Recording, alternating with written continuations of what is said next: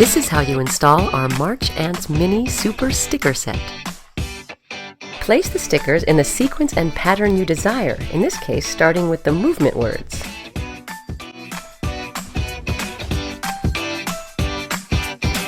Once you are happy with the layout and pattern, secure each piece in place using painter's tape.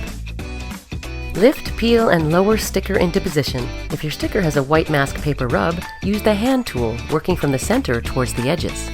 Remove tape and peel off any mask paper by gently pulling across the surface, not directly up. Then, using the soft edge of the hand tool, apply strong pressure and rub the entire sticker. If there is no mask paper, lift, peel, and lower sticker into position. Use the soft edge of your application tool to adhere stickers, applying pressure and rubbing sticker from the center towards the edges, being careful at the delicate areas.